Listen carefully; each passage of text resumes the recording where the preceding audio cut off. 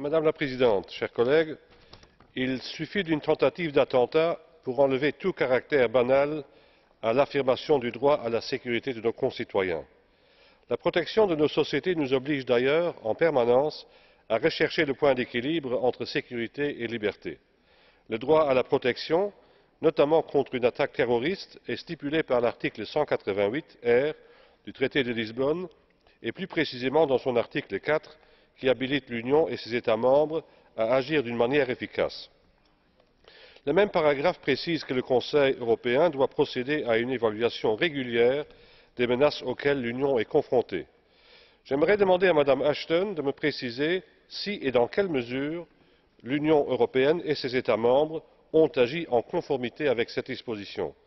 De son point de vue, la coopération au sein de l'Union européenne lui permet-elle d'affirmer que des pannes au niveau du service de renseignement américain, qui se sont révélées dans le cadre de la récente tentative d'attentat sur le vol 253 d'Amsterdam à Detroit, ne pourraient pas avoir lieu dans l'Union européenne?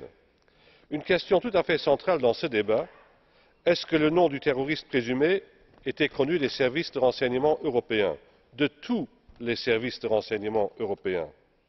Dans la négative, quelles conclusions compterait-elle en tirer?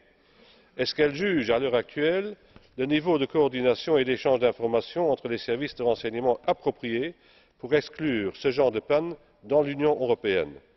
Madame la haute représentante juge-t-elle suffisante la capacité des services de renseignement des États membres à coopérer dans l'esprit de solidarité tel que stipulé par l'article 188 R? En effet, les citoyens sont en droit de réclamer une gestion irréprochable de la menace terroriste.